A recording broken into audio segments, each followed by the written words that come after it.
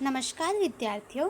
कक्षा 10 विषय सामाजिक विज्ञान पाठ 3 भारत की सांस्कृतिक विरासत शिल्प और स्थापत्य, जिसमें विद्यार्थियों यहाँ पे जो है हमें पाठ 3 में भारत की सांस्कृतिक विरासत में जो है कौन कौन से शिल्प और स्थापत्यों का समावेश किया गया है उसके विषय में जानकारी दी गई है तथा शिल्प और स्थापत्य जो है उनका क्या महत्व है हमारे जीवन में उसके विषय में हमें यहाँ पे जानकारी दी गई है, जो अब हम यहाँ पे जानेंगे।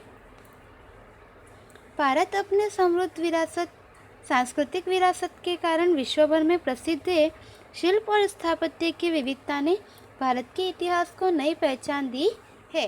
तो यहाँ पे हमें बताया है कि भारत जो है वह अपनी समृद्ध सांस्कृतिक विरासत के कारण जो है पूरे विश्व भर में प्रसिद्ध है और भारत की जो सांस्कृतिक विरासत है ऐसे विश्व के किसी अन्य देश की विरासत नहीं है। तो इसकी वजह से जो भारत की सांस्कृतिक विरासत है इसकी वजह से भारत जो है वह विश्व भर में प्रसिद्ध है और शिल्प और स्थापत्य की विविधता से जो है विश्व ने भारत के इतिहास को एक नई पहचान दी है।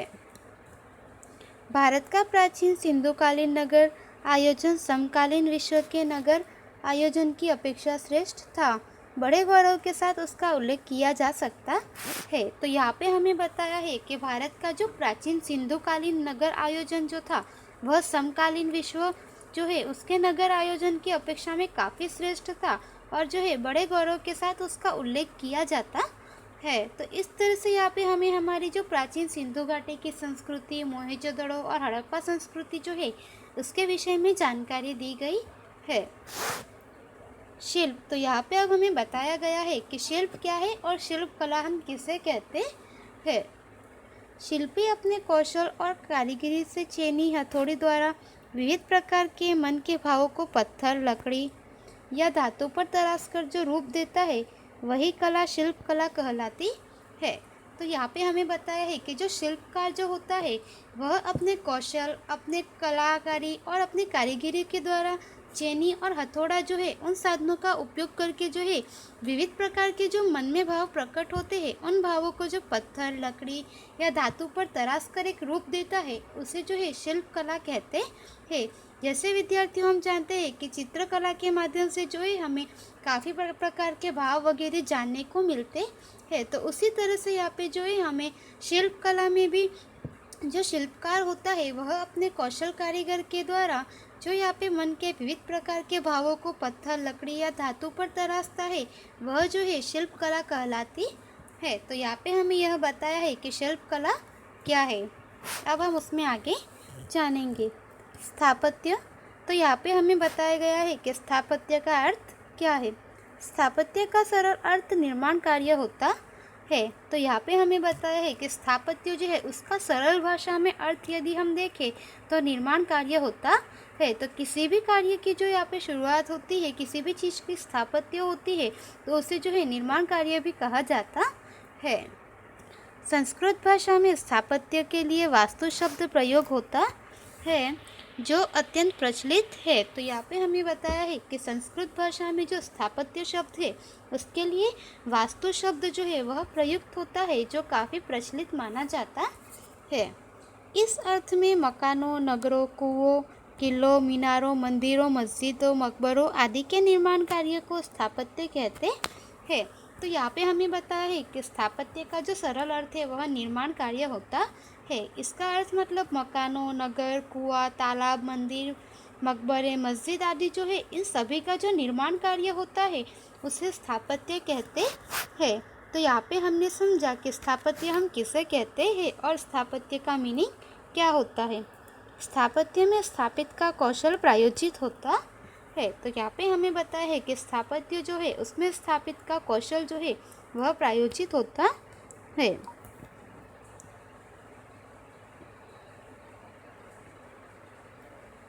प्राचीन भारत का नगर आयोजन, तो यहाँ पे हमें बताया गया है कि प्राचीन भारत का जो नगर आयोजन था वह किस प्रकार का था उसके विषय में हम यहाँ पे जानकारी प्राप्त करेंगे। प्राचीन युग से भारत नगर आयोजन में निपुण रहा है। पुरातत्वविद उत्खनन से ऐसे कई नगर मिले हैं। इन महानगरों के मुख्य 3 विभाग है। तो यहाँ पे हमें बताया है कि प्राचीन युग से भारत जो है वह नगर आयोजन में काफ़ी निपुण रहा हुआ है। तो प्राचीन भारत में भी जो नगर आयोजन था वह काफ़ी रूप से जो है निपुण देखने को हमें मिला है। तो इस तरह से पुरातत्वविद उत्खनन जो है वहाँ से उत्खनन के दौरान ऐसे कई नगर मिले हैं जहाँ पे जो है इन महानगरों को 3 भागों में बांटा गया है। तो यह जो महानगर है यह मुख्य इसके 3 विभाग है।